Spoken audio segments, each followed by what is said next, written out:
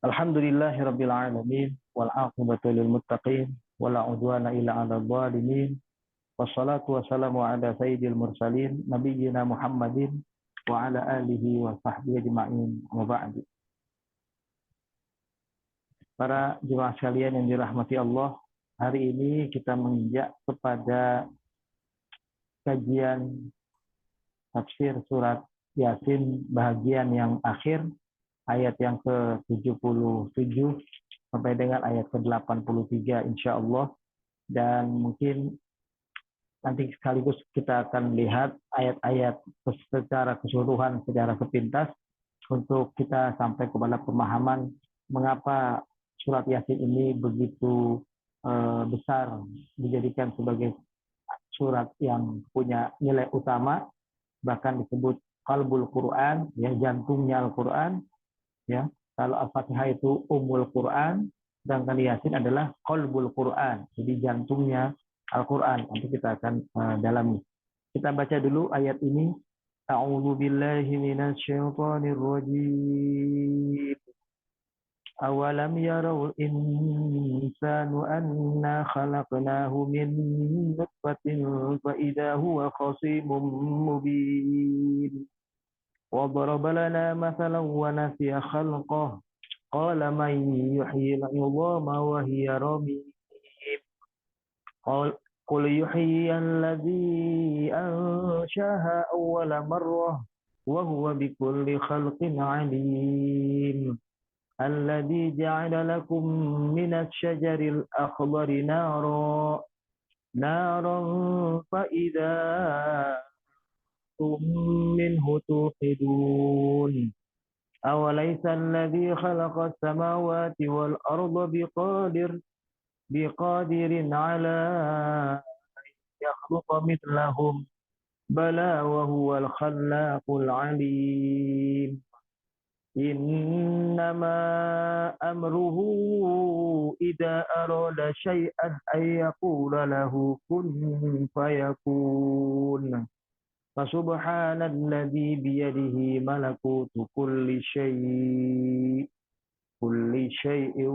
wa ilaihi turja'un. Shadaqallahul azim. Ayat 77 ini kita terjemahkan lebih dahulu. Awalam yaral insanu anna khalaqnahu min nutfah.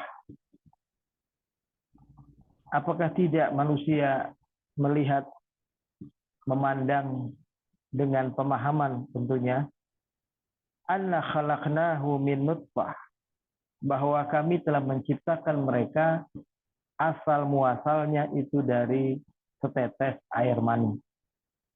Fa idza huwa khasimun mubin. Maka tiba-tiba kok bisa sekarang ini mereka menjadi penantang yang nyata terhadap agama ini. Wa daraba lana masalan, dan Allah membuat sebuah perumpamaan, ya. Wa nasiya khalqah, dan mereka lupa kepada kejadian mereka sendiri. Qala man yuhyil 'idhama wa hiya ramim. Bahkan mereka mengatakan, siapa yang bisa menghidupkan tulang belulang kalau sudah hancur lebur seperti ini? Qul yuhyiha alladhi ansha'aha awwala marrah. Jawablah wahai Muhammad pada mereka bahwa yang akan bisa menghidupkan tulang belulang yang hancur itu adalah Dia, Allah, yang telah menciptakannya pertama kali. Wa huwa bikulli khalqin alim. Dan Dia adalah zat yang maha mengetahui segala seluk-beluk dari bentuk makhluk yang diciptakannya itu. Dia tahu penciptaannya dan Dia ngerti penciptaannya. Alladzi ja'ala lakum minas syajaril akhdari nara. Dialah Allah yang telah menjadikan untuk kalian dari pepohonan yang hijau, ya, api. Nah, jadi ada muncul api justru dari pepohonan. Menarik, nanti coba kita lihat.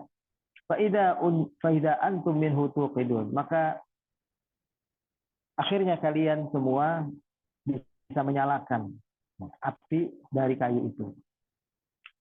Awalaisa alladzi khalaqa samawati wal arda biqadirin ala an yakhluqa mithlahum. Apakah tidak kalian perhatikan bahwa dialah Allah yang menciptakan langit dan bumi ini juga adalah zat yang mampu untuk menciptakan seperti kalian ini. Meskipun kalian sudah hancur, sudah wafat, sudah mati ya. Bala, benar bahwa dia Allah adalah zat yang khallaqul alim, yang maha pencipta dan maha mengetahui. Innama amruhu, sesungguhnya bagi dia urusan soal menghidupkan yang mati itu seperti dalam perkara apapun yang apabila dia ingin sesuatu, an yaqula lahu kun, dia tinggal mengatakan kun, yang artinya adalah jadi, fayakunu, maka barang itu menjadi jadi, barang itu hidup. Fasubhanalladzi, maka maha suci Allah yang biyadihi malakutu kulli syai', di tangannya segala sesuatu ya, yang dikuasainya atau ada dalam genggaman kekuasaannya. Wa ilaihi turja'un, dan kepadanya lah kita semua atau kalian akan dikembalikan oleh Allah Subhanahu wa taala. Kita lihat ayat ini ya. Terakhir itu ayat 76, itu bunyinya fala yahzunka qauluhum. Jangan membuat sedih ucapan mereka wahai Muhammad. Jadi ayat 76 yang lalu ya, itu sebetulnya adalah penutup dari apa-apa yang menjadi ocehan-ocehan, omongan-omongan, kritikan-kritikan yang tidak berdasar dari orang-orang kafir Quraisy tentang kehidupan sesudah kematian ini, tentang kiamat ini, tentang keyakinan mereka terhadap sembahan-sembahan yang mereka sembah selain Allah. Nah, sampai tuduhan mereka kepada Nabi dituduh hanya pintar bicara, penyair, Nabi tukang sihir, Nabi orang gila, dan segala macam tuduhan semacam itu, maka Allah katakan kepada Nabi, fala yahzunka qauluhum. Yang seperti itu jangan membuat engkau sedih. Biarin aja ya, hai Muhammad. Ya. Inna na'lamu ma yusirruna wa ma yu'lin. Kami tahu betul apa yang mereka sembunyikan, apa yang mereka nyatakan dari ucapan mereka itu. Bahwa mereka sebetulnya tidak punya kekuatan apa-apa, bahwa mereka tidak punya kebenaran sedikit pun dengan hujah yang mereka sampaikan. Mereka adalah di jalan yang keliru, di jalan yang salah, di jalan yang batin. Jadi Nabi disuruh jangan selalu berpikir yang mendalam yang membuat Nabi itu larut dengan ejekan tuduhan-tuduhan mereka yang tidak berdasar itu. Ya. Biarkanlah seperti kalau bahasa kita angin berlalu, biar kayak gitu dulu. Ya.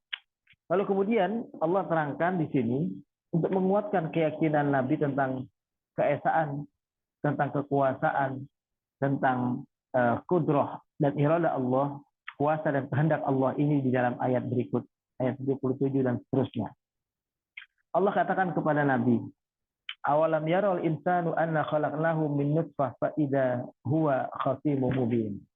Jadi ayat ini seolah-olah mengatakan kepada Nabi, wahai Nabi, biarlah orang-orang kafir itu lil hadits an qadiyatil ba'tsi wan nusyur allati kana laha ad-daurul baris fi hadhihi surah al-karimah.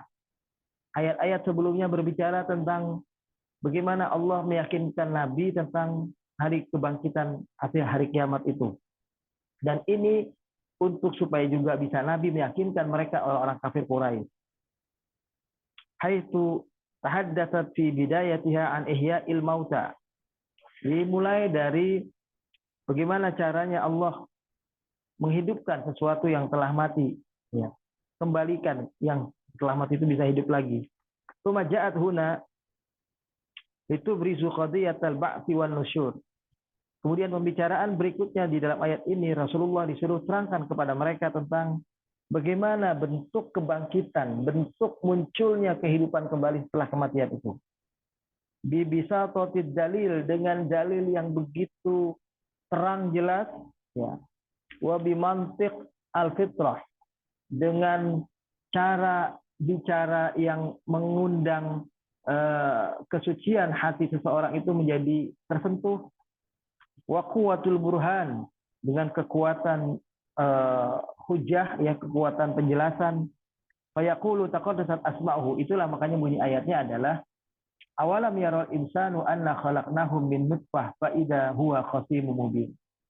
Hari ini mereka membantah tentang tentang adanya hari kebangkitan nanti di hari kiamat. Mereka menolak itu, mereka bahkan mengejek, menuduh Rasulullah macam-macam. Hari ini mereka membantah kenyataan ini, bahwa nanti akan ada hari kebangkitan, akan ada hari kiamat. Allah mempertanyakan, siapa sih mereka yang membantah itu? Padahal dulunya kalian bukan apa-apa. Sebelum dicipta, sebelum jadi sebagai manusia, kalian itu cuma setetes air mani yang hina. Makhluk yang sebetulnya mungkin tidak akan muncul diri mereka. Yang muncul adalah yang lain. Dari sekian macam sperma yang keluar, dari miliaran yang keluar, yang satu adalah yang jadi pemenangnya itu yang lahir sebagai manusia. Boleh jadi kalau Allah menghendaki bukan yang manusia yang itu yang sedang lahir sekarang ini. Yang muncul adalah yang lain. Itu adalah kuasa Allah bisa memilihnya demikian. Tapi Allah memilih mereka.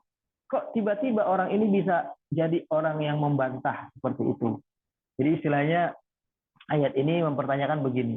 Hari ini kok ada orang yang berani menentang Rasulullah, menentang ajakan Nabi tentang keimanan kepada hari kiamat ini. Siapa mereka? Itu gitu. Jadi seolah ayat ini mempertanyakan siapa sih mereka? Bukankah mereka asalnya adalah tetes air mani? Kok bisa tiba-tiba sekarang jadi menentang yang begini? Bagaimana jadinya? Kok bisa seperti itu? Lalu kemudian disebutkan wa daraba lana masalan wa nasiya khalqah. Ya. Wa daraba lana masalan wa nasiya khalqah. Nah, kemudian dia membuat perumpamaan, ya, untuk kami. Dan dia lupa kepada kejadiannya. Jadi dan dia menunjukkan bahwasanya Allah itu adalah zat yang bisa menghidupkan sesuatu walaupun sudah hancur tulang belulang seperti itu. Jadi bunyi ayat ini sebetulnya adalah sebuah kejadian apa yang terjadi dari orang-orang kafir waktu itu. Ya, jadi diriwayatkan begini. Ya, ada sosok namanya Ubay bin Khalaf. Jadi sosok pembesar orang kafir min sonadi di kufari Quraisy, dari salah satu pejabat atau pembesar orang kafir Quraisy. Ijtama'a dzata yaumin ma'at tawaghit min asqiya'i Makkah. Ketika mereka sedang kumpul-kumpul bersama pembesar-pembesar Mekah yang jahat juga lainnya, lagi sama-sama kumpul. Maqala lahum, maka Ubay bin Khalaf ini ngomong begini di hadapan pembesar Quraisy lain tadi. Ala tarawna ila ma yaqulu Muhammad. Tahu nggak kalian? Ngomong apa itu Muhammad? Ngomong apa dia tentang hari kiamat? Tolong digarisbawahi ya, bahwa orang kafir Quraisy adalah orang yang tidak percaya tentang adanya hari berbangkit, hari kiamat. Ya. Beda dengan orang Yahudi, orang Nasrani yang waktu di Madinah, mereka karena baca kitab terdahulu, mereka tahu akan ada hari kiamat. Tapi orang kafir Quraisy Mekah tidak percaya hari kiamat. Tidak percaya adanya hidup sesudah kematian ini. Lalu Ubay bin Ka'ab bilang begini, tahu nggak kalian apa yang disebutkan Muhammad itu? Yaz'amu annallaha yab'atsul amwat. Dia ngomong katanya bahwa orang yang mati ini semua nanti bisa dibangkitkan lagi.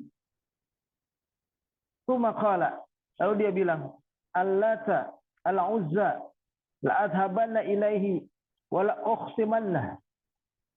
Demi Lata, demi Uzza, kata Ubay bin Khalaf ini, saya akan pergi menemui Muhammad dan saya akan bantah apa yang dia yakini itu. Dia ngomongnya begitu. Uqimu alaihil hujjah, aku akan berikan dasar hujahku yang kuat untuk membantah keyakinan dia tentang adanya hari kebangkitan. Faja'a bi'adhami balin ila nabi, dia membawa tulang. Jadi tulang bekas tulang belulang manusia yang sudah lama ada ketemu di jalan, itu diambil oleh dia, tulang belulang yang sudah keropos, sudah hancur, bolong-bolong, macam-macam, itu dipegang oleh dia, dibawa menghadap Rasulullah. Faja'ala yafutuhu biyadihi wa yaqul.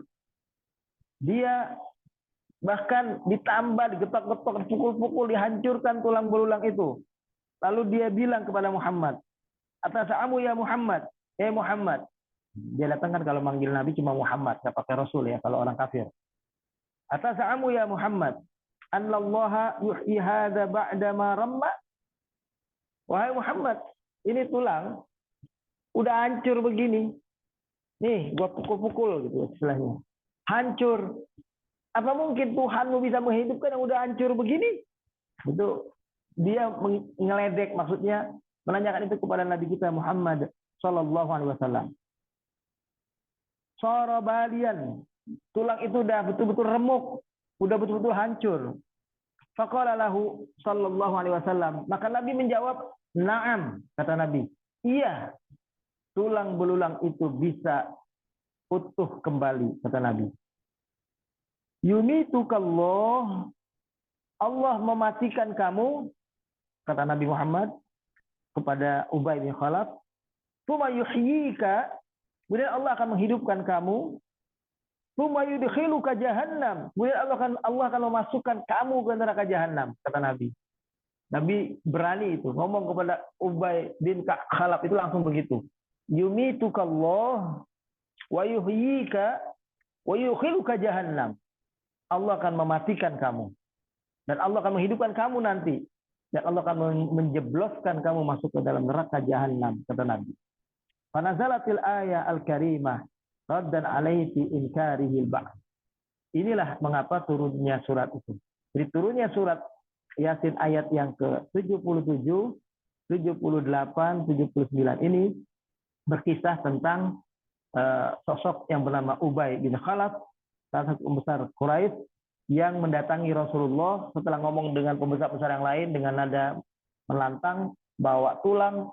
Jadi betul-betul tulang dia bawa yang udah hancur. Maksudnya mau mengeledek Nabi, mau menghina Nabi. Ternyata Nabi menjawabnya malah seperti itu.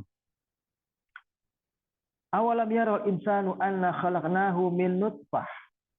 Diawali dengan kalimat, manusia apa enggak ngira? Dulu kamu itu belum apa-apa, belum berbentuk.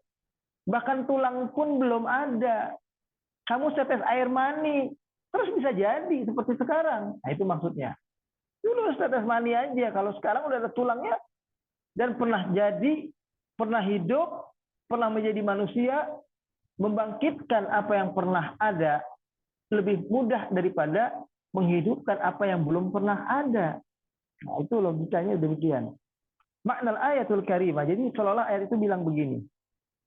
Awalam yanzur hadzal insan al-kafir. Hei orang kafir, apa kalian tidak perhatikan begini? Nazar i'tibar wa tufakkir. Coba perhatikan logika ini. Pikirkan dengan seksama. Wa ya'lam ilman yaqinan. Bikin diri kalian mengerti betul, yakin betul. Kata Allah yang supaya Nabi sampaikan itu kepada mereka, maksudnya seolah Allah mengatakan anna khalaqnahu min syai'in muhinin haqirin. Kami menciptakan manusia itu tadinya dari sesuatu yang hina, setetes mani yang belum ada apa-apanya, belum berbentuk sedikit pun apapun. Huwa nutfah al-mani, itulah air mani. Al-kharid min makhrajil baul, yang keluar dari tempat keluar pipis, gitu. Dari baul, dari tempat kencingnya laki-laki maksudnya. Faida huwa syadidul khusumah wal jidal. Kok bisa sekarang ini mereka lupa sama asal muasal mereka, sekarang jadi penentang yang nyata. Yukhasimu rabbah, bahkan berani menentang Allah Tuhannya. Wa yunkiru qudratahu, mengingkari kekuasaan Allah. Wa yukadzibu bil ba'tsi wan nusyur, dan mereka berani menentang tentang adanya kebangkitan, adanya kehidupan sesudah kematian. Afalaisal ilah alladzi qaddara ala khalqil insani min nutfatin qadirun ala an yu'idahu marratan ukhra ba'dal maut. Apakah tidak kalian pikir bahwa Tuhan yang telah mampu menciptakan manusia dari tadinya setetes mani belum berbentuk, apakah mereka tidak mengira bahwa Tuhan itu pun sanggup untuk mengembalikan diri mereka setelah mereka mati ini, setelah mereka menjadi tulang belulang? Innahul burhanu sati'. Ini menunjukkan penjelasan yang memojokkan, yang membuat nggak bisa lagi lawan untuk berkata apapun. Wal hujjah ad-damighah, satu hujjah yang kuat, ya, yang mendalam. Allati tuqsimu zahral batil, yang betul-betul membuat patah perlawanan orang-orang yang mendukung kebatilan itu. Fama hiya hadhihi nutfah allati hiya aslul insan al-anid. Coba perhatikan baik. Apa asalnya nutfah itu? Air mani yang menjadi asal manusia, yang akhirnya menjadi pembangkang seperti sekarang ini. Innaha nuqtah min ma'in mahin. Sesungguhnya itu hanyalah sedikit air saja, setetes air dari air yang hina yang keluar itu. Takhruju min makanin najasah, keluar dari tempat najis. Setelah itu kan segala sesuatu yang keluar dari situ najis. Ya, yang tidak najis hanya air mani ini. Karena dia akan jadi ciptaan manusia, akan menjadi cikal bakal benih untuk manusia diciptakan. Maka dia suci. Air mani ini suci, tidak najis. Yang najis adalah air mazi, air seni, ya air kencing, itu yang najis. La quwwata laha wa la qudrah. Saat itu air itu nggak ada kekuatan apapun, dibuang aja habis, hilang. Disemprot saja hilang istilahnya. Nggak dipakai hilang. Katakanlah seorang laki-laki keluarkan ketika berhubungan dengan pasangannya, dia keluarkan zakarnya, kemaluannya, dia keluarkan maninya di luar, tidak di dalam, nggak jadi makhluk, nggak bisa jadi manusia, terbuang. Luqtah min hadzal ma' al-haqir, betul-betul satu titik air yang sifatnya tidak ada harganya. Tahwi mi'at al-uluf min al-khalaya, memang ribuan, ratusan ribu calon-calon makhluk hidup ada di sana. Wa khulya wahida min hadhil uluf tasiru bi qudratillahi janinan. Hanya satu dari ratusan ribu, ada bilang miliaran, dari sel sperma itu yang menjadi makhluk yang akhirnya masuk ke dalam rahim seorang istri yang akhirnya menjadi janin. Satu dari ratusan ribu yang ada itu. Tsumma tasiru insanan sami'an basiran. Kemudian akan menjadi manusia yang akhirnya nanti bisa mendengar, bisa melihat, bisa beraktivitas. Yujadilu rabbahu wa yukhasimuh. Dan anehnya, setelah besar, bisa jadi pembantah. Yang membantah kebenaran ini. Membantah Allah dan Rasulnya. Wa yatlu minhu dalil wal burhan. Bahkan minta bukti bagaimana cara menghidupkan. Padahal mereka sendiri dihidupkan dengan cara kehendak Allah dan kuasa Allah. Lalu pakai ngomong sekarang, bagaimana Allah menghidupkan? Wa daraba lana masalan wa nasiya khalqah. Dia, maksudnya ini Ubay bin Khalaf ini membuat satu perumpamaan, tapi dia lupa dengan penciptaannya. Buat perumpamaan jadinya. Dia buat perumpamaan, dia bawa tulang itu tadi. Nih, tulang. Bisa hidup enggak? Dia sendiri lupa, dia sendiri dari mana asalnya, gitu maksudnya. Makanya di situ, wanasiya khalqa, dia sendiri lupa tentang penciptaan dirinya.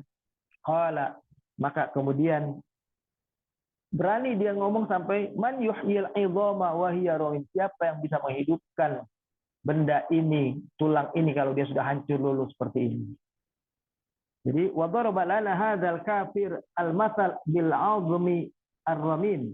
Orang kafir ini membuat perumpamaan kepada kami tentang tulang ini yang dia bawa, tulang yang sudah hancur. Mustab'idan ala qudratillahi an yuhyiyahu ba'da mautihi wa fana'ihi. Mereka kayak nggak ada sama sekali kamus dalam pikirannya bahwa Allah berkehendak bisa menghidupkan itu semua yang sudah mati, yang sudah kehancurannya. Wa nasiya anna ansha'nahu min nutfatin qadaratin. dia lupa bahwa kamilah yang menciptakan, menghidupkan dia sekarang ini jadi besar, jadi hidup sekarang ini dari nutfah itu asalnya. Wa ja'alna fihi al-hayat ba'da an kana mayyitan, dan kami telah jadikan dia jadi makhluk hidup setelah asalnya dia adalah makhluk yang mati tanpa ruh. Nasiya khalqahul ajib, betul-betul dia lupa kepada asal muasal penciptaan dirinya sendiri. Wa bidayati takwinihil gharibah, dan lupa kepada permulaan pembentukan proses dia menjadi manusia itu sendiri. Wa akhadha yujadilu rabbahu bil batil, berani mengambil kemudian membantah Tuhannya dengan cara yang tidak benar ini. Yaqulu hadzal kafir, dia berani ngomong begini, man yuqaddir an yuhyiyal idhama, siapa yang mampu menghidupkan kembali tulang belulang yang hancur ini. Berani dia ngomong begitu. Wahiyya baliyah asyadul bila, ini omongan kosong yang tidak ada isinya sama sekali istilahnya. Omongan orang yang nggak ada ilmu, omongan orang yang sangat bodoh. Ba'idah anil hayat ghayatul bu', jauh dari terbayang orang ini kayak nggak tahu dia bisa hidup. Dia bisa hidup sekarang dari mana? Apa tiba-tiba besar? Apa tiba-tiba hidup? Apa tiba-tiba bisa ngomong? Itu maksudnya. Haitsu la jildal 'alaiha, sehingga tidak ada tempat bagi dia sebetulnya. Ya. La wala laham, wala uruq, wala a'sab. Jadi dia berani ngomong begitu. Ya. Gimana nih kalau udah tulang belulang, hancur begini, nggak ada bentuknya lagi tulang, nggak ada dagingnya, nggak ada kulitnya, nggak ada rupanya. Kira-kira apa bisa tercipta? Itu bayangan dia. Maka Rasulullah menjawab dengan jawaban atas izin Allah. Beliau katakan, qul yuhyiha alladhi ansha'aha awwala marrah wa huwa bikulli khalqin alim. Innal amra yasirun, bahwa perkara menghidupkan tulang belulang yang sudah hancur itu adalah perkara yang sangat-sangat mudah. Laisa bihajah ila kasrati jadal. Enggak perlu berdebat panjang sebetulnya. Enggak perlu berdebat kusir yang banyak. Falladzi khalaqal insana awwala marrah, sungguh zat yang telah menciptakan manusia dari pertama kali dia diciptakan itu, walam yakun syai'an mazkura, waktu itu manusia belum bisa disebut sebagai calon manusia, huwallazi yu'iduhu ba'dal bala wad dusur, dialah yang akan bisa menciptakan manusia, menghidupkan manusia kembali tulang belulang yang tadi hancur itu. Jadi Nabi disuruh menjawab seperti itu. Awalaysa min tilkan nutfah khuliqal insan, bukankah dari setetes mani itu akhirnya tercipta manusia? Awalaysa hadhihi nas'atul ula, bukankah ini adalah menunjukkan penciptaan pertama kali manusia? Awalaysa alladhi hawwala tilkan nutfah insanan, apakah zat yang telah mampu merubah bentuk dari setetes mani bisa menjadi manusia itu, wa ja'alahu qadiran mutakalliman sami'an basiran, bisa merubah bentuk setetes mani itu jadi sosok manusia yang bisa berbicara, bisa mendengar, bisa melihat. Apa enggak mungkin dia pula sanggup qadiran ala an yu'idahul hayah ilaih, bahwa dia juga akan sanggup dengan mudahnya menghidupkan kembali tulang yang tadi atau bentuk mereka tadi yang tadinya yang sudah mati itu.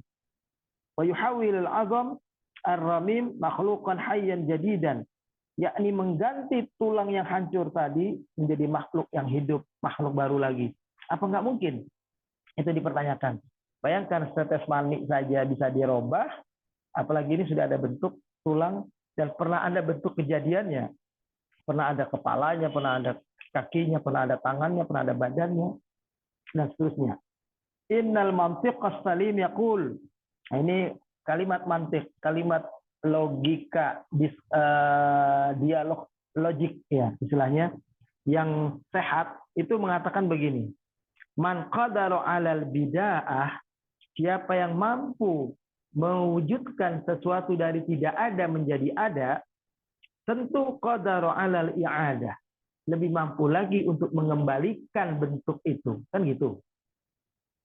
Sekali lagi, zat yang mampu menciptakan sesuatu dari tidak ada menjadi ada, dari tidak ada bentuknya menjadi ada bentuknya, bisa berbicara, bisa mendengar, bisa melihat seperti kita sekarang ini manusia, tentu adalah zat yang sangat mudah untuk menjadikan kembali sosok yang wafat itu hidup, tercipta kembali. Fa'ayu dalilin azhar min hadzal dalil. Dalil mana lagi yang bisa lebih kuat dari dalil ini? Nah, itu makanya dalam surat Al-Qiyamah, ya, surat Al-Qiyamah, surat yang ke-75, ya. Mereka akan mengatakan begini, ayah sabul insanu allan najma' idhamah. Apakah manusia mengira bahwa kami tidak akan mungkin kembali mengumpulkan tulang belulang mereka yang sudah hancur itu?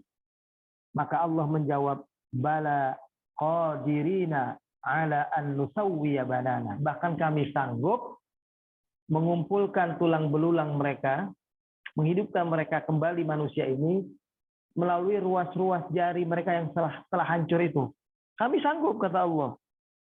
Jadi sebetulnya yang ada sebenarnya adalah dari manusia, bal yuridul insanu liyafjura amamah. Mereka emang kerjanya mau membantah saja.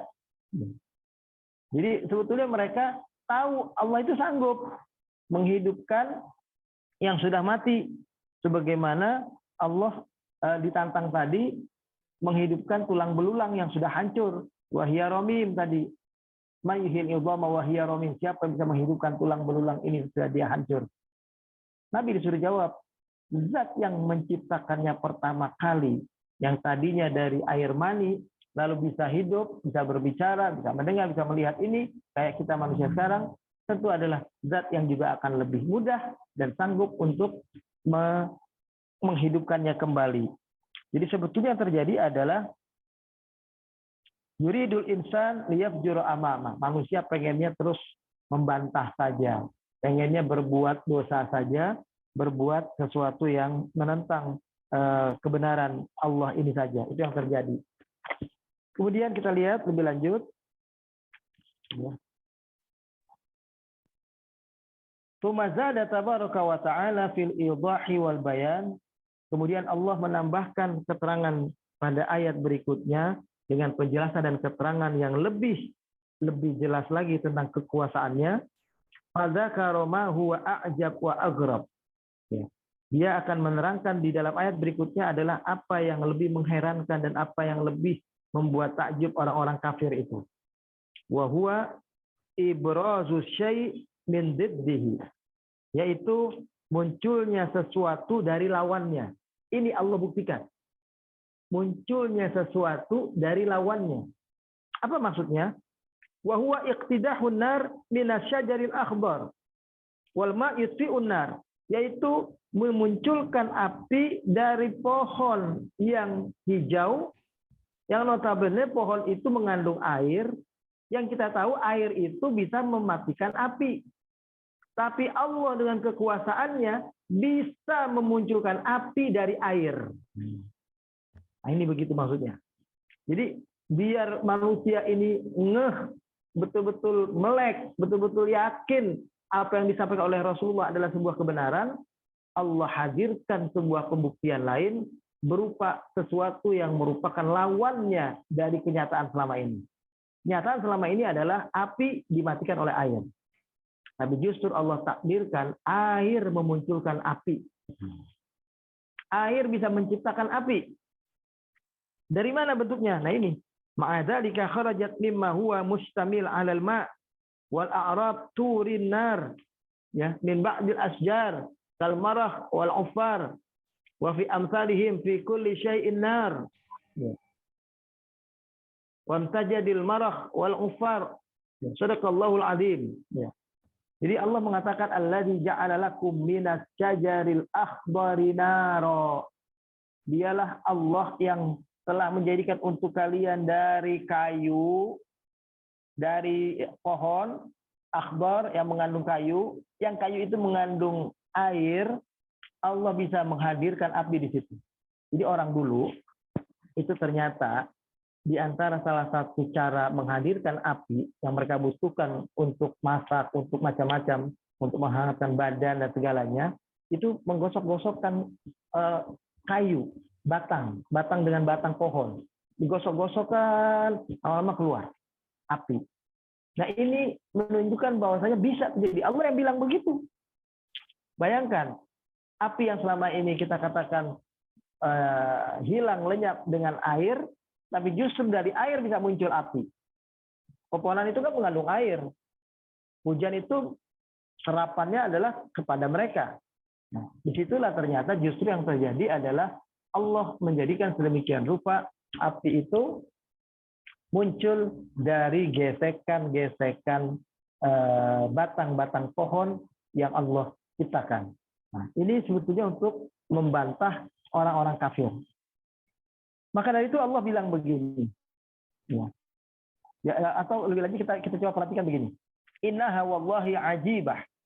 Ini sungguh sesuatu yang sangat menakjubkan, luar biasa. Hada syajarul akhdar warrayyan. Ini pohon yang hijau, pohon yang mengandung air, yahtakku ba'dahu bi ba'din, apabila digesek-gesek satu dengan yang lain, fatakhruju minhun nar, bisa keluar itu api. Tsumma yasiru hadza syajar nafsahu wuqudan linnar. Bahkan kemudian api itu bisa semakin besar juga dengan kayu itu. Kan gitu, api itu kalau dengan tambahin kayu lagi, tambahin batang pohon lagi, tambah besar. Faqad akhraja ta'ala syai' min diddihi. Disinilah Allah menghadirkan sesuatu dari lawannya. Dihadirkan api dari air. Walillahi darul qail haitsu yaqul. Inilah barangkali ada satu bait ungkapan syair yang mengatakan jam'un naqidaini min asrari qudrati. Mengumpulkan dua hal yang bertentangan itu adalah rahasia kuasa sesuatu. Nah, Allah bisa melakukan itu dengan kekuasaannya. Hadza sahabu bihi ma'un bihi narun. Inilah kalau kita lihat sahab artinya awan. Awan itu mengandung air. Sekaligus awan itu mengandung api. Maksudnya apa? Awan itu kan juga adalah tempat ketika matahari bersinar, dia merupakan sesuatu yang punya nilai panas. Kalau kita dekati dari awal ketika turunnya hujan itu pertama kali, sesungguhnya dia juga sesuatu yang hangat sebetulnya. Nah, jadi mengandung air, mengandung api. Innal bashar, manusia, yus'iluna nara min dzalika syajar. Menyalakan api dari batang-batang pohon. Wa huwa rayyan bil ma. Begitu juga ya akhirnya menjadi berkembang dengan air itu. Artinya rayyan maksudnya yang namanya pohon itu mengandung air ya. Nadirul bil khudrah. Dia menjadi hijau, menjadi pohon itu menjadi hijau itu karena siraman-siraman air yang banyak. Wa innaha la'ajiba haqqan yamurun nas 'alaiha ghafilin. Sungguh hal yang sebetulnya menakjubkan luar biasa, tapi manusia lalai memperhatikan hal ini. Man qadara ala ihdatsin nar minas syajaril akhdar. Siapa zat yang mampu menghadirkan api justru dari pohon yang mengandung air itu. Ma fihi minal ma al mudad li tabi'atin nar. Tentu saja air ini tadinya adalah lawan dari api. Api itu bisa lenyap karena diguyur air yang banyak. Karena aqdar ala i'adatil ghadabah ilal 'azamil bali. Itulah kalau dibayangkan kemampuan Allah, kuasa Allah bisa menghidupkan sesuatu yang pernah ada seperti tulang belulang yang tadinya hancur bisa diciptakannya kembali. Di anal mubdi' wahid, karena yang menghadirkan itu sosoknya satu, dia juga, Allah juga. Dia yang menciptakan, dia yang menghadirkan, dia yang menghidupkan. Huwallahu rabbul alamin jalla wa ala. Dialah Allah, Tuhan semesta alam. Kemudian khatama suratul karimah bidalil akhir zahirin sati'.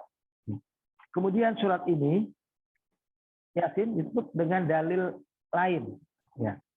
Huwa khalqus samawati hadza syakl al-ha'il al-ajib, yaitu tentang penciptaan langit dan bumi. Diajak kita berpikir lagi tentang penciptaan langit dan bumi. wa ma fiha min aflakin wa mujarratin, dan semua yang ada di dalam isi langit itu daripada falak-falak, bintang-bintang, planet-planet yang ada. Wa khalqul ardi wa ma fiha, dan penciptaan bumi dan apa yang ada di atasnya.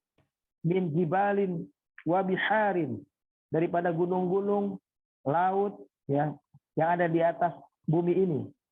Wa asyar wa anhar, ada pepohonan, ada sungai-sungai. Faqala jalla sana'u, Allah mengatakan begini di ujung ayat. Awalaisa alladzi khalaqas samawati wal arda biqadirin ala an yakhluqa mithlahum?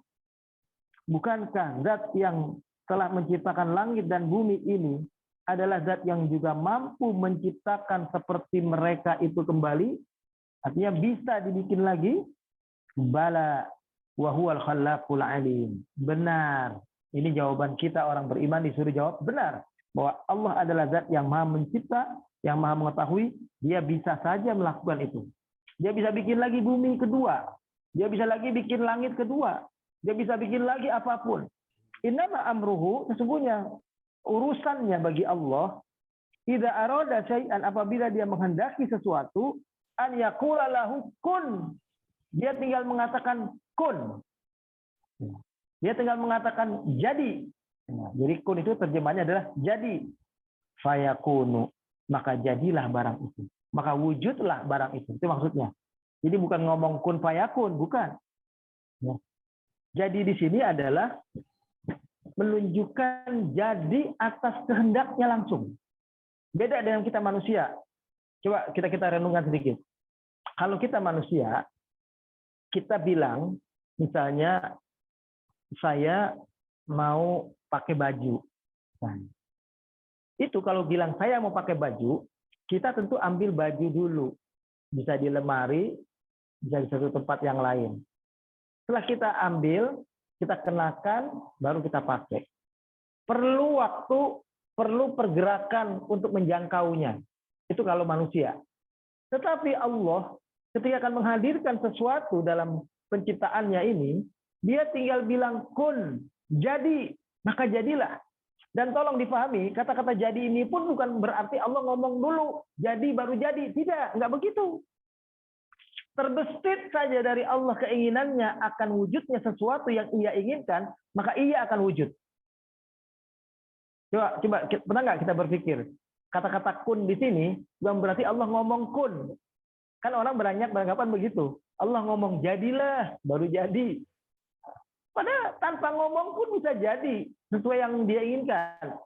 Saya ingin mengajak kita berpikir, coba lihat kisah Nabi Sulaiman, ya, kisah Nabi Sulaiman. Ini coba. Nabi Sulaiman ketika dia bilang begini, ya, di surat An-Naml, surat yang ke-27, ayat 38, 39, 40. Ya, ketika Nabi Sulaiman bilang, qala ya ayyuhal mala ayyukum ya'tini bi arsyiha qabla an ya'tuni muslimin. Wahai kalian semua pembesar-pembesarku, orang-orang hebat di sekitarku. Siapa di antara kalian yang sanggup membawa singgasana Ratu Balkis itu, singgasananya, tempat duduknya itu, langsung pindah ke istanaku sekejap. Siapa yang mampu membawa itu? Sebelum dia menjadi muslim. Artinya, biar dia yakin bahwa dirinya adalah nabi, dirinya mengajak kepada Islam, akhirnya Ratu Balkis tunduk, mau masuk Islam. Qala ifrit minal jin. Ifrit sebagai sosok jin, ini namanya jin ifrit orang bilangnya gitu ya. Jadi ifrit itu nama salah satu jin. Ifrit ini bilang, ana atika bihi qabla an taquma min maqamik. Aku bisa sanggup menghadirkan singgasana Ratu Balkis itu sebelum kau bangun duduk lagi itu sudah ada. Dia bilang gitu. Wa inni alaihi laqawiyyun amin. Aku adalah orang yang kuat, orang yang terpercaya bisa melakukan itu, kata Ifrit. Tapi ternyata ada manusia lain, bukan jin ini bahkan. Ayat 40 mengatakan qala allazi indahu ilmun minal kitab, berkata orang yang di sisinya ada ilmu tentang kitab Al-Qur'an ini. Nah, kalau dulu adalah kitab dulu, maksudnya kitab Allah ini. Jadi ada manusia, ini orang ini, yang kedua ini orang. Manusia biasa, tapi punya ilmu dari Allah. Ilmu karena membaca kitab Allah. Orang itu mengatakan ana atika bihi qabla an yartadda ilaika tarfuka. Aku bisa memindahkan singgasana Ratu Balqis itu sekejapan mata ya sebelum engkau mengedipkan matamu. Dia bilangnya gitu. Qabla an yartadda ilaika tarfuka. Nah, coba kita pikirkan ya. Orang, manusia ini bukan Tuhan, bahkan bukan jin. Kalau jin tadi bilang kepada Nabi Sulaiman bisa memindahkan sebelum Nabi Sulaiman pindah duduk. Sedangkan manusia ini, orang ini yang punya ilmu dari kitab, itu bisa mengatakan saya bisa pindahkan singgasana Ratu Balqis sekejap mata sebelum kau berkedip. Jadi Nabi Sulaiman merem, begitu melek sudah ada. Nah, kalau manusia saja bisa seperti itu cepatnya, tentu ciptaan Allah yang mengatakan kun lebih cepat lagi. Paham maksudnya? Ini saya ngajak berpikirnya begitu. Kalau manusia ciptaan Allah saja bisa membuat sesuatu secepat itu jadi, maka apa yang Allah ingin jadikan sesuatu lebih cepat lagi. Jadi nggak seperti kita manusia ingin makan, mesti kita hadirkan dulu makanannya, ambil dulu piringnya, sendok dulu nasinya, baru kita suap ke mulut kita. Itu pun disuap masih diantarkan dari tangan ke sini. Kalau Allah itu bilang kun, sudah langsung masuk ke mulut. Itu maksudnya. Dia mau makan, langsung jadi makanan itu. Bahkan omongan kun mungkin tidak terucap. Jadi ini cuma sekedar membahasakan dengan mudah supaya kita jadi nalar, jadi bisa berpikir. Makanya Allah mengatakan kalau dia menghendaki sesuatu gampang, dia tinggal bilang kun, yang artinya jadilah, fayakunu, maka barang itu jadi. Nah, ini adalah untuk sekedar membantu nalar manusia. Allah tinggal bilang ngomong jadi, baru jadi. Karena kita manusia biasa pinter itu kalau dibilang bisa ngomong abrakadabra, jadi. Simsalabim, jadi. Kan pakai omongan. Simsalabim. Abrakadabra. 1, 2, 3. Hitam, hitam. Putih, putih. Pakai omongan. Nah, kalau Allah, kunnya itu barangkali baru tersirat di dalam jiwanya. Artinya di dalam diri Allah. Belum terucapkan. Baru menjadi kehendak. Bisa sudah jadi wujud barang itu.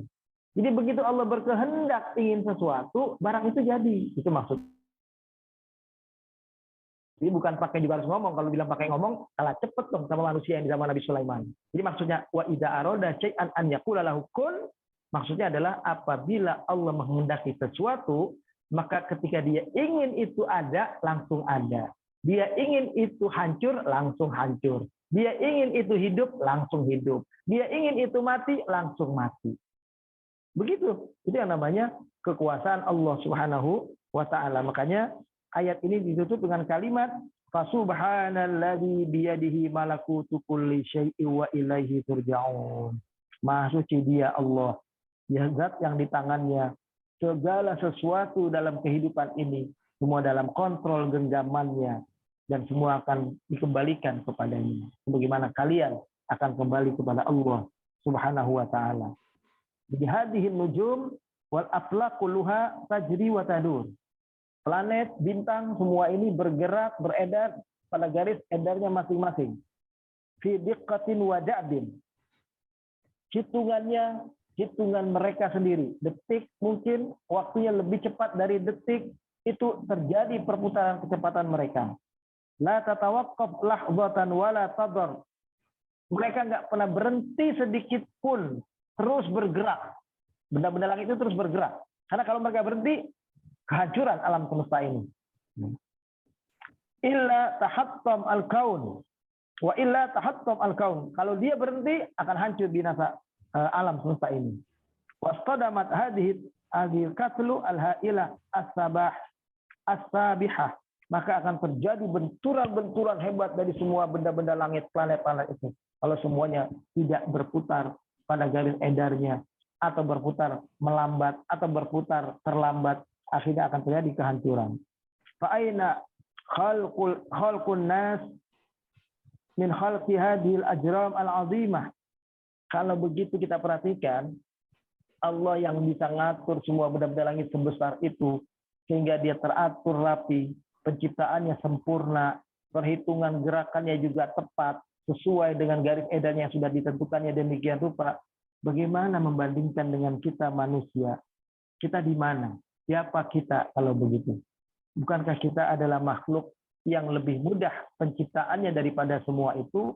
Sesuatu yang sangat rumit dalam benak kita. Kita pun kayak berpikir mau bikin mobil, mau bikin pesawat, mau bikin sepeda, mau bikin motor. Perlu keilmuan-keilmuan yang dalam dulu, belajar dulu. Akhirnya baru wujud itu pesawat, baru wujud itu mobil, baru wujud itu motor. Itu belakangan. Ya. Nah, itu menunjukkan bahwa kita untuk bisa seperti itu mesti dengan ilmu dulu. Nah, Allah itu sudah dengan qudrah dan iradahnya melakukan itu semua dengan mudah. Wa kaifa ya'jizu khaliqus samawati wal ard an i'adati khalqil insani ba'da wafatih. Kalau sudah tahu demikian, kok bisa orang beranggapan Allah yang telah mampu menciptakan manusia, menciptakan isi alam semesta sedemikian rupa, ya, teraturnya, bentuknya, ketelitian penciptaannya seperti itu. Apa mungkin Allah ini juga nantinya akan lemah menciptakan kembali manusia, menghidupkan kembali manusia? Tentu hal yang mustahil terjadi. Innahal qudrah al-bahirah allati taqulu li syai' kun fayakun. Itulah kuasa dia, seolah dia tinggal mengatakan bilang jadi, maka barang itu akan terjadi. Itulah kekuasaan Allah Subhanahu wa taala. Jadi para jemaah sekalian, surat Yasin ini jadi kita boleh dibilang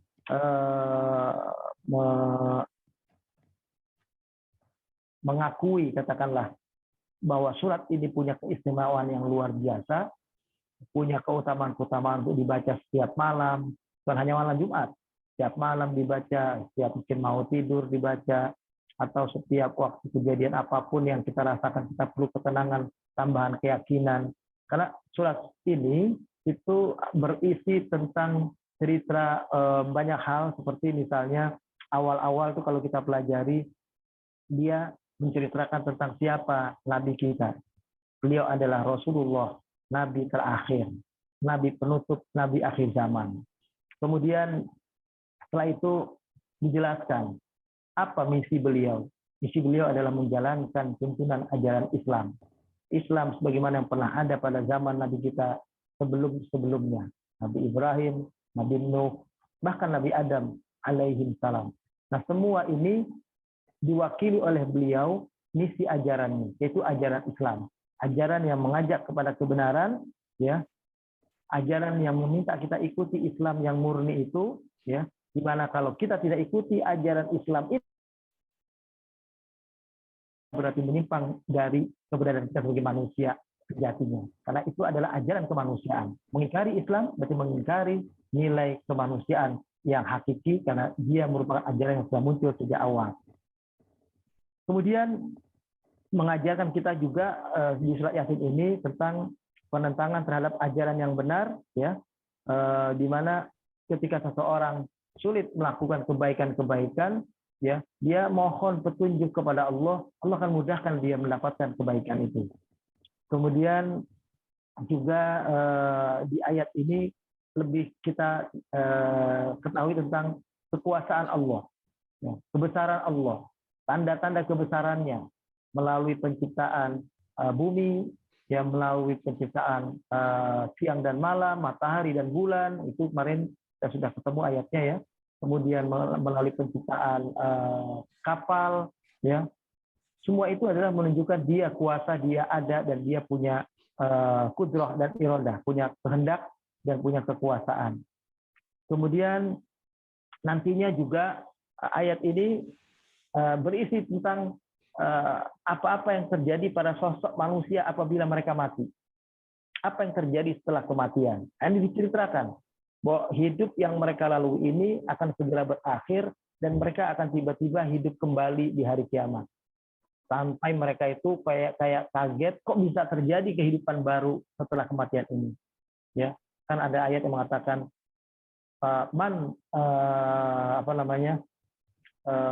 mereka mengatakan siapa yang menghidupkan kita kembali, ya sudah kita mati.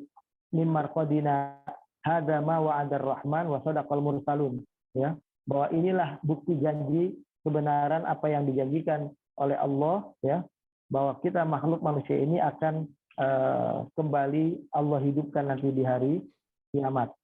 Jadi saat itu manusia seolah-olah kaget ketika mereka bisa hidup kembali, ya. Ya wailana man ba'atsana min marqadina, ya. Qalu ya wailana man ba'atsana min marqadina. Jadi mereka kaget ketika hidup itu, siapa yang bisa bangunin kita dari kita tidur. Jadi anggapnya kematian itu adalah tidur, ya. Kemudian mereka tiba-tiba bangun atau bangkit di hari kiamat. Nabi cuma disuruh mengatakan hada ma wa'adar rahman wa sadaqal mursalun. Inilah apa yang Allah janjikan kepada kita semua dan apa yang dikatakan oleh Nabi tentang ajaran Islam yang benar ini. Jadi tentang kekuasaan Allah juga ada. Kemudian nanti cerita tentang hari kiamat lebih lanjut, suasana kebangkitan, suasana penduduk surga, suasana kehidupan penduduk neraka, suasana orang-orang neraka yang berani terus membantah, sehingga akhirnya Allah takdirkan bukan mulutnya saja yang bisa bicara, tapi tangannya, kakinya menjadi saksi akan berbicara semuanya. Kemudian ada ayat ini juga berbicara tentang bagaimana kewajiban kita bersyukur atas karunia Allah, ya. Allah yang telah menciptakan banyak hal, ya, diantaranya sesuatu yang bermanfaat buat kita mampu Allah jadikan binatang-binatang itu diciptakan untuk kita manusia. Ada yang dijadikan sebagai tunggangan, ada yang dijadikan sebagai sesuatu yang bisa kita makan, ya. Kita sembelih mereka misalnya, kita gunakan punggungnya sebagai alat transportasi yang kita kendarai, atau yang hanya sekedar buat bawa barang seperti keledai, ya, dan atau kuda yang bahkan bisa ditunggangi, binatang sebesar onta, sebesar gajah, ternyata bisa dikendalikan oleh kita manusia. Kalau bukan Allah yang menghendaki itu bisa dikendalikan oleh manusia, kita tidak bisa mengendalikan. Mereka tetap binatang buas, mereka tetap akan bisa melawan kita. Tapi tidak, Allah jadikan mereka bisa dikendalikan oleh kita manusia. Nah, ini mengajak manusia itu bersyukur. Maka dari itu, pantaslah kalau ada ada hadis maksud saya yang mengatakan, ya, Iqra'u Yasin ala mautakum. Bacakanlah Yasin kepada orang-orang yang akan mati di antara kalian. Karena ketika orang mau mati, dibacakan surat Yasin semacam ini, tentu saja dengan pemahamannya, dengan terjemahannya paling tidak, kita bacakan Yasin itu dengan terjemahannya, apalagi orang itu udah ngaji kayak kita begini, dibacain Yasin, kita jadi ingat itu semuanya. Jadi dengar, dan itu menambah kesadaran kita, menambah kekuatan kita ketika setan di penghujung kematian tetap ingin mempengaruhi kita supaya murtad, tapi kita tetap kuat dengan keimanan kita. Itulah yang terjadi. Ini barangkali para jemaat sekalian dirahmati Allah, sebagai kajian penutup tentang surat Yasin ini. Jadi saya tutup dengan hadis dari Maqil bin Yasar, qala Nabiyyu sallallahu alaihi wasallam, Iqra'u Yasin ala mautakum. Ya, dari Maqil bin Yasar, semoga Allah meridhoinya, Nabi sallallahu alaihi wasallam bersabda, bacakanlah surat Yasin pada orang yang hampir mati di antara kalian. Ala mautakum, yang hampir mati. Bukan orang yang sudah mati. Ini yang kelirunya di situ. Ya, orang yang hampir mati dibacakan surat Yasin. Karena dia bisa mendengar, yaitu membuat kesadarannya menjadi lebih baik. Tujuannya itu sebetulnya. Ya. Kita saja yang sudah ngaji surat Yasin ini, membayangkan apa yang kita kaji dari pertama sampai surat ini, kita bisa melihat bahwasanya ternyata kajian surat Yasin ini betul-betul membuat satu kesadaran tersendiri buat kita, jadi lebih ingat kepada agama ini, lebih ingat kepada Allah Sang Pencipta, lebih paham bahwasanya demikianlah Allah menjadikan kehidupan, kematian sebagai sebuah jalan yang akan dijalani oleh manusia, karena setiap tindakan manusia akan nantinya ada pertanggung jawaban. Ya, inilah barangkali para jemaah sekalian yang bisa saya sampaikan. kajian tafsir surat Yasin, ya, sehingga mudah-mudahan pada kesempatan yang akan datang kita sudah bisa pindah ke surat Al-Furqan, ya. Amin ya rabbal lakal hamdu wa lakal syukru. Allahumma anfa'na bima 'allamtana wa 'allimna bima yanfa'una. Allahumma ya Allah, berkahilah, berikanlah nilai manfaat dari apa-apa yang Kau ajarkan berupa ilmu pengetahuan agama ini kepada kami ya Allah. Berikanlah manfaat kepada apa yang kami pelajari dan berikanlah kepada kami ilmu yang memberikan manfaat bagi kehidupan kami. Rabbana taqabbal minna innaka antas samiul alim wa tub 'alaina innaka antat tawwabur rahim. Rabbana atina fid dunya hasanah wa fil akhirati hasanah wa qina adzabannar. Wa sallallahu ala sayyidina Muhammad wa ala alihi wa sahbihi wa sallama tasliman katsira walhamdulillahi rabbil alamin. Ya. Subhanakallahumma wa bihamdika asyhadu an la ilaha illa anta astaghfiruka wa atubu ilaik.